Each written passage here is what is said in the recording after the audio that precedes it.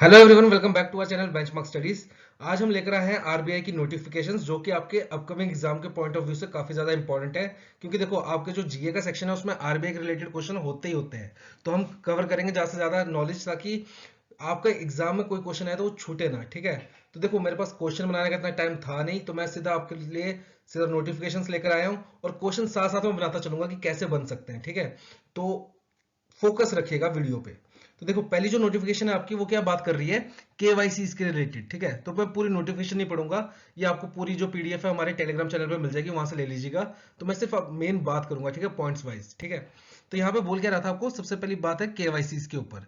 तो आरबीआई क्या क्या, देखो बैंक क्या बोलता है ना, आपने भी सुना होगा, जो अकाउंट होल्डर्स होंगे बैंक के उनको पता ही होगा कि थोड़े टाइम बाद ना आपको फोन आता है कि सर आप बैंक में आइए, अपने केवाईसी डॉक्यूमेंट्स दीजिए, आपकी केवाईसी ड्यू है। ठीक है, ऐसे आपको बहुत सारी कॉल्स आती होंगी और वो जरूरी भी होता है, क्योंकि ना आपकी कुछ टाइम बाद केवाईसी ड्यू हो जाती है, तो आपको दोबारा करवानी पड़ती है वो। तो यहाँ पे आरबीआई ने क्या कहा है कि अगर आपकी केवाईसी केवाईसी होता है कि आपके जैसे वोटर कार्ड हो गया, फिर पैन कार्ड हो गया, आधार कार्ड हो गया, ठीक है, तो ये आपके केवाईसी डॉक्यूमेंट्स होते हैं। अगर इनमें आपको कोई चेंज नहीं है, चेंज इन द सेंस जैसे कि नेम में कोई चेंज नहीं है, डेट ऑफ बर्थ में कोई चेंज नहीं करवाया आपने, एड्रेस में कोई चेंज नहीं करवाया है, अगर इनमें आपने कोई चेंज नहीं करवाया है, तो अब आपको क्या करना है कि आपने कोई केवाईसी डॉक्यूमेंट बैंक में सबमिट नहीं करना है, एक सेल्फ डिक्लेरेशन फॉर्म सबमिट करना है। ठीक है, कि मेरे नाम वगैरह में केवाईसी इंफॉर्मेशन में कोई चेंज नहीं है, तो मैं सेल्फ डिक्लेरेशन फॉर्म सबमिट कर रहा हूं ब्रांच में। ठीक है, उससे क्या होगा, बैंक उसके बेस पे ही आपके जो केवाईसी पुराने होंगे ना, उनको दोबारा केवाईसी कर देगा। मतलब आपने पहले जब अकाउंट खुलवाया होगा तब तो अपने केवाईसी डॉक्यूमेंट सबमिट किए होंगे, पर कुछ टाइम बाद दोबारा करवाने पड़ते हैं, तो आपने कुछ चेंज तो करवाया नहीं उसमें, तो बैंक आपसे नई नहीं मांगेगा, वो उस पुराने के ऊपर ही आपकी दोबारा केवाईसी कर देगा। उसके लिए आपको क्या करना पड़ेगा, एक सेल्फ डिक्लेरेशन फॉर्म सबमिट करना पड़ेगा बैंक में। आरबीआई ने अब ये रूल निकाला है। ठीक है, तो यहां से क्वेश्चन क्या क्या बन सकते हैं आपके, तो सबसे पहला क्वेश्चन ये देखो, यही बन सकता है केवाईसी के ऊपर। ठीक है, केवाईसी की फुल फॉर्म क्या है, तो केवाईसी की फुल फॉर्म क्या होती है, नो योर कस्टमर। अब ये बात आती है केवाईसी ड्यू क्यों होते हैं। देखो, जो भी आपके अकाउंट्स होते हैं ना, जैसे जिस बैंक में भी आपके अकाउंट होंगे, तो अकाउंट आपके तीन कैटेगरी में डिवाइड होते हैं। वो कैटेगरी कौन कौन सी है, एक होती है आपकी लो रिस्क।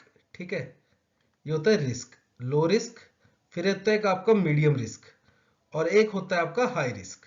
ठीक है, अगर आप देखो बड़े सेठ आदमी हो, काफी ज्यादा ट्रांजेक्शन्स करते हो, और आपके करंट अकाउंट काफी ज्यादा, ठीक है, और बहुत ज्यादा पैसा आता जाता रहता है आपका अकाउंट से, तो आप डेफिनेटली किस में फॉल करोगे, हाई रिस्क कस्टमर में।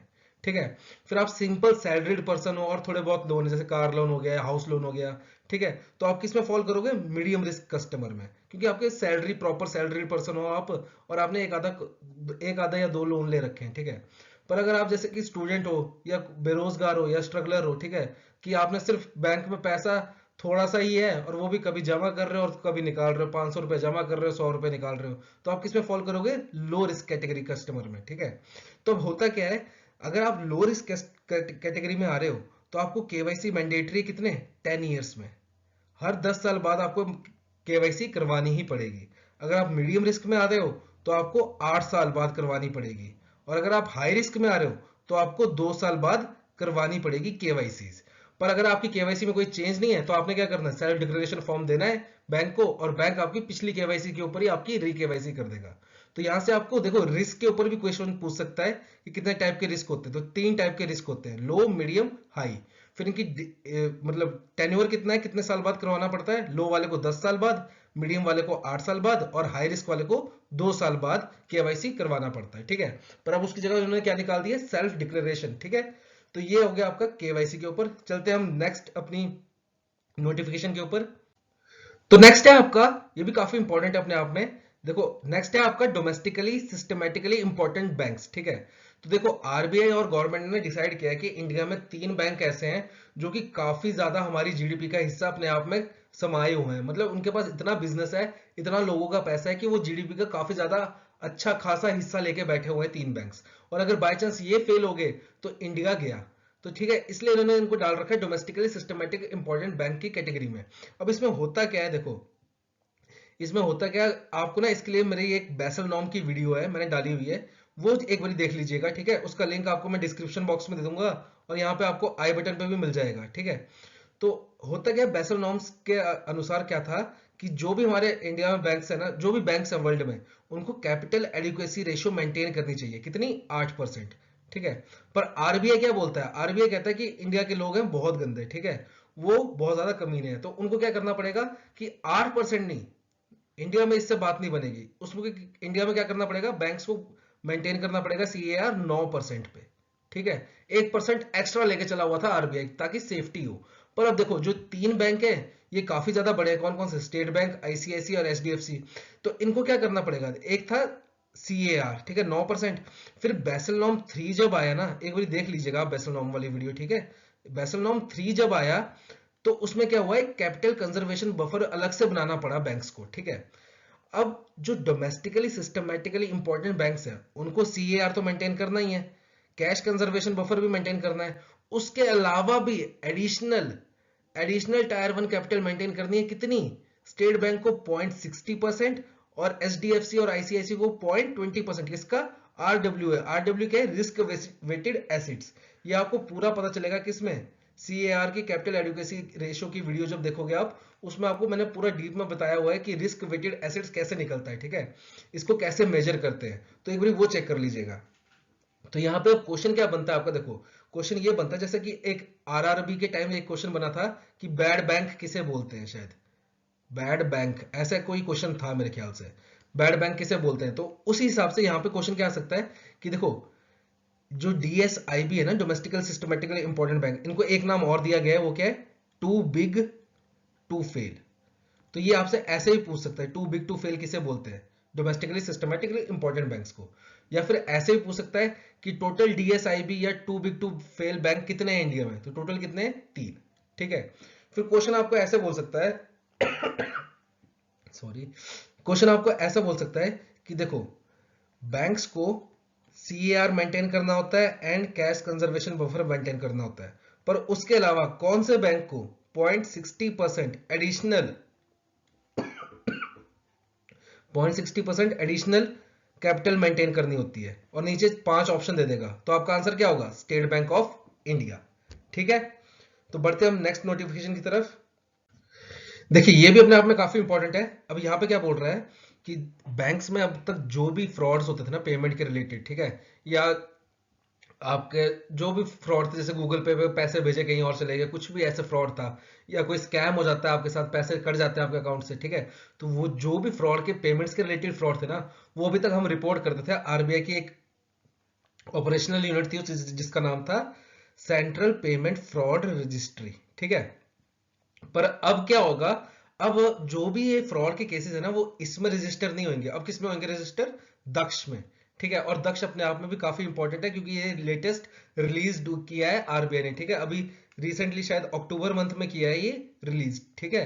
तो ये दक्ष अपने आप में इसलिए भी इंपॉर्टेंट है। और साथ में इंपॉर्टेंट क्यों हो गया, क्योंकि जो भी केस हमारे सेंट्रल पेमेंट फ्रॉड रजिस्ट्री में आते थे वो अब सारे पेमेंट के केसेस किस में जाएंगे, दक्ष में। तो यहाँ पे आपसे क्वेश्चन क्या क्या पूछ सकते हैं, देखो पहला क्वेश्चन तो यही बन जाएगा कि सीपीएफआईआर, ठीक है, वो क्वेश्चन पता है कैसे बनाएगा, देखो क्वेश्चन बड़े अच्छे से बनाएगा वो, फिर तब अफसोस क्या होता है कि मैंने ये क्यों नहीं पढ़ा। क्वेश्चन बनाएगा वो ऐसे कि अभी तक जो भी शेड्यूल कमर्शियल बैंक और नॉन ये पीपीआई जो भी इंस्ट्रूमेंट्स हैं, इनमें जो भी पेमेंट के रिलेटेड फ्रॉड्स होते थे ना, वो होते थे रिपोर्ट सीपीएफआईआर में, पर अब किस में होंगे, दक्ष में, ठीक है। तो यहाँ पे जो एफ है ना, ये किसके लिए होता है, और नीचे ऑप्शन दे देगा। तब आप सोचोगे यार मैंने ये याद किया था कि मैंने कि ये जाते सारे दक्ष में है, पर क्वेश्चन तो कुछ और ही पूछ लिया। तो यहां से आपको फुल फॉर्म के ऊपर क्वेश्चन पूछ सकता है, ठीक है। तो C stand for central, P stand for payment, F stand for fraud, I stand for information और आर स्टैंड फॉर रजिस्ट्री, ठीक है। दूसरा क्वेश्चन ये पूछ सकता है कि ये किस में माइग्रेट हो गए, तो वो आंसर है आपका दक्ष। और तीसरा जो इंपॉर्टेंट क्वेश्चन है वो ये है कि कौन सी डेट से ये लागू होगा, तो डेट क्या है आपकी, जनवरी 1 2023, मतलब नए साल से जो कि अभी चला गया, ठीक है, 1 जनवरी से ये चालू हो चुका है 2023, ठीक है, 1 जैन 2023। तो इस टाइप के क्वेश्चन आपसे ये पूछ सकता है यहाँ पे, ठीक है। बाकी डिटेल में बहुत, इसमें बहुत बड़ा टॉपिक है दक्ष अपने आप में, उतना हमारे एग्जाम पॉइंट ऑफ व्यू से इंपॉर्टेंट नहीं है, ठीक है। तो बढ़ते हैं हम आगे आगे नेक्स्ट अपनी नोटिफिकेशन के ऊपर। तो देखो जो नेक्स्ट नोटिफिकेशन है ना, वो है हमारी रेगुलेटरी सैंडबॉक्स। ये चीज आपने बड़ी सुनी होगी, ठीक है। ये होता क्या है ये भी समझेंगे हम, ठीक है। Fourth cohort on prevention and mitigation of financial frauds, ठीक है, टेस्ट फेज। अब देखो रेगुलेटरी सैंडबॉक्स होता क्या है, अब देखो जैसे मैं इसका एग्जांपल देता हूं बहुत अच्छा।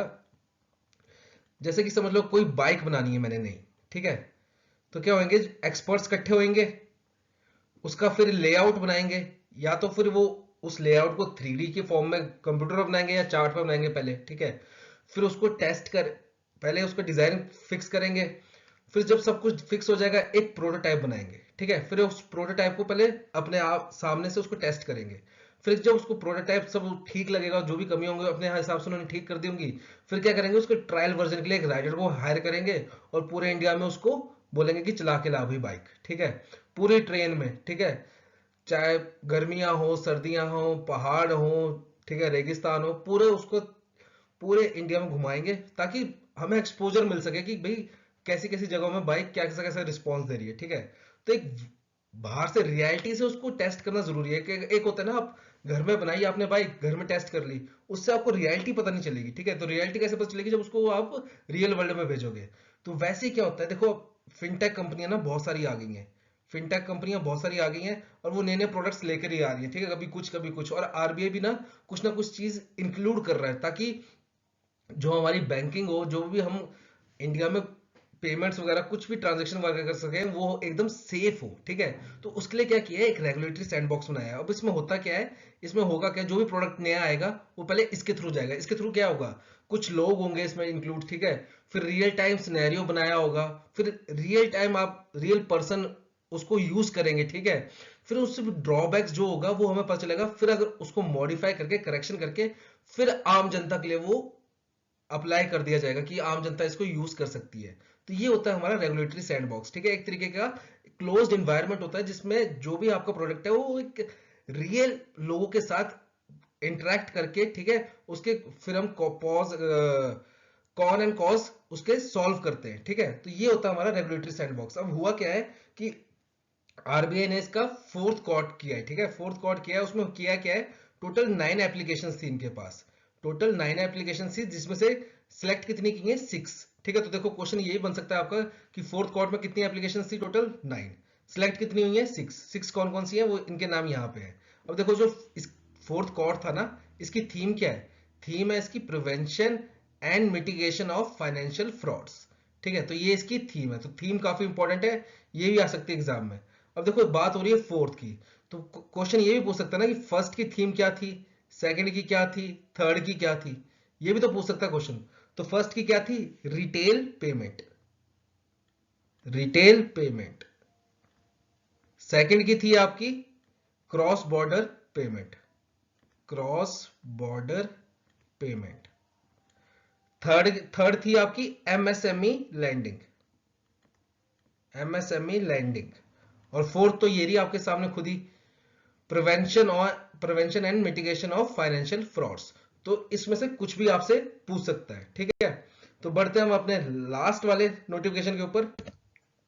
अब देखो लास्ट वाला क्या है, ये पढ़ने वाला, इसमें कुछ खास नहीं है, इसमें एक दो चीजें इंपॉर्टेंट, वो क्या है कि जो आरबीआई है ना, उसने अपना मीडियम टर्म स्ट्रेटेजिक फ्रेमवर्क दोबारा लॉन्च किया है, ठीक है। उसका नाम क्या है, उत्कर्ष 2.0। उत्कर्ष 2.0 क्यों, क्योंकि इससे पहले उसने लॉन्च किया था उत्कर्ष, और उसका टाइम पीरियड क्या था, 2019 से लेके 2022 तक, ठीक है। तो अब क्या किया है, उत्कर्ष 2.0 लॉन्च किया है, और इसका टाइम पीरियड क्या है, 2023 से लेके 2025 तक। अब देखो क्वेश्चन क्या पूछ सकता है आपको कि मीडियम टर्म स्ट्रेटेजिक फ्रेमवर्क का नाम क्या है जो आरबीआई ने रिसेंटली लॉन्च किया है, तो क्या नाम है उसका, उत्कर्ष 2.0। टाइम पीरियड क्या है इसका, 2023 से लेके 2025, ठीक है। और यही पूछ सकता है कि उत्कर्ष 2.0 से पहले क्या था, उत्कर्ष 2.0 से पहले क्या था हमारे पास, उत्कर्ष, ठीक है, और उसका टाइम पीरियड क्या था, 2019 से लेके 2022 तक। तो ये थी हमारी कुछ आरबीआई की नोटिफिकेशंस, ठीक। होप आपको वीडियो अच्छी लगी होगी, और आपका कोई सुझाव होगा तो प्लीज हमें कमेंट सेक्शन में लिखेगा, और मिलते हैं आपको नेक्स्ट वीडियो में। Till then have a nice day.